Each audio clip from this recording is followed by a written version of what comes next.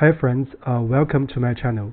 Let's have a look at the new problem 2364, count number of band pairs.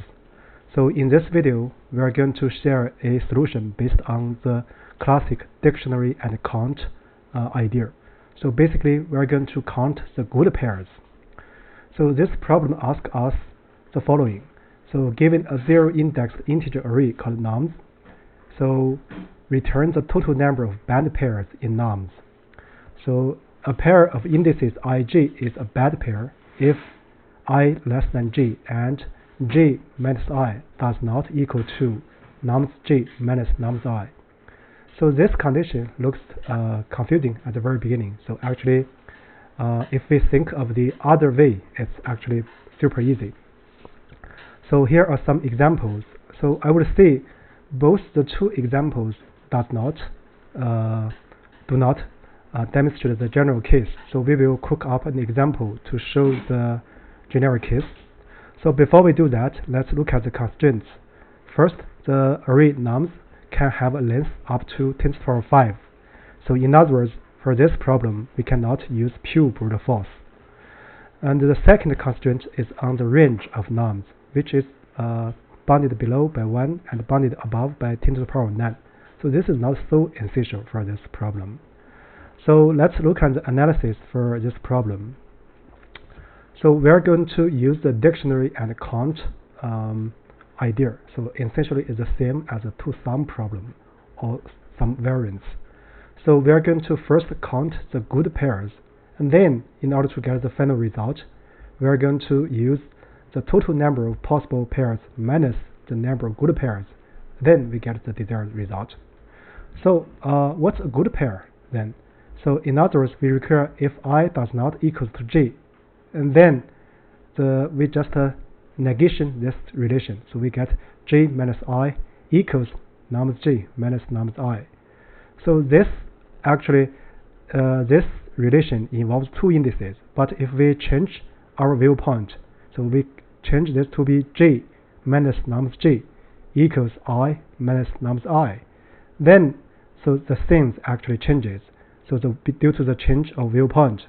So we actually, what we are really interested in is the index and element difference, right? So this way, we just need to focus on a single index and the corresponding number. Therefore, we just need to traverse the nums array, count the frequency for the index element difference. Then we just need some simple combination or counting. So with that said, let's look at one example walkthrough. So this example is cooked up from example 1 to demonstrate the general case. So here is the nums array 4, 1, 3, 3, 5, 6, and the above is the corresponding indices. Then if we compute the index and element difference, we get -4, 0, -1, 0, -1, -1. Then we count the difference frequency. We get -4 appears once, and 0 appears twice, and -1 appears 3 times. So the total number of pairs out of this length 6 array is 6 choose 2, right? That is 6 times 5 divided by 2. That is 15. Then we look at each of the good pairs. How many good pairs can we produce? So for the first frequency 1, so we have 1 times 0 divided by 2. And for the 0, so we have it appears twice, so 2 choose 2, that is 2 times 1 divided by 2. And for -1, it appears 3 times, so we can choose 2 out of the 3, that is 3 times 2 over 2. So in total is 4. So the number of band pairs is the total number of pairs 15 minus the number of good pairs, that is 4. So we get 11. That's the return for this specific example. So this example actually demonstrates the generic case.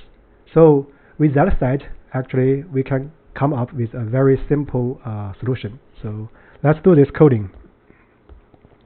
First, I'm going to initialize a count, which is a dictionary to record the item index element difference count or frequency.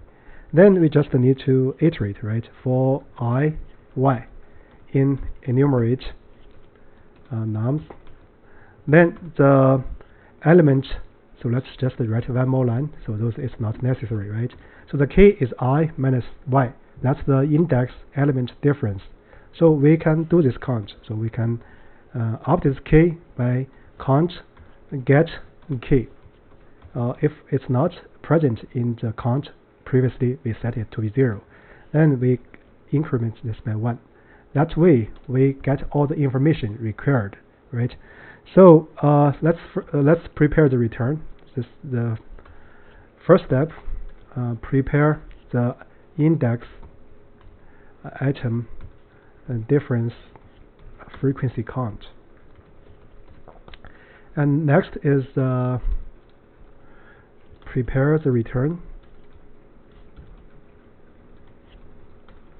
So this is actually very elementary. So first we get the length of nums.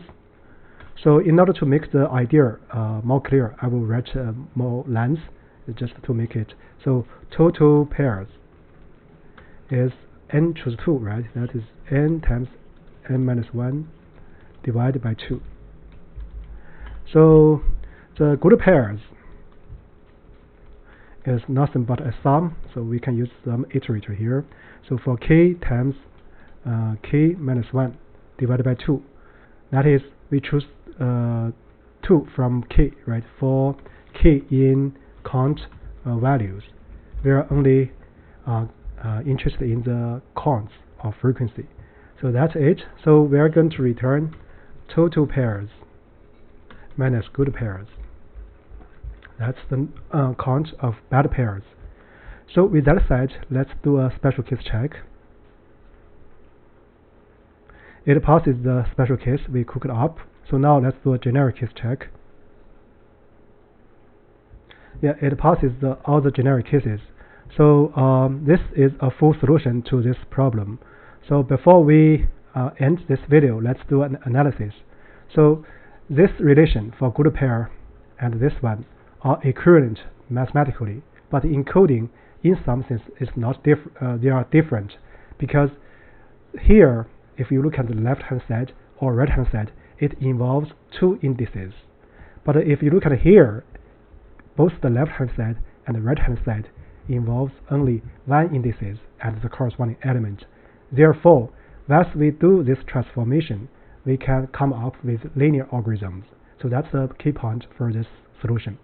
With that said, I guess that's about it. Thank you very much.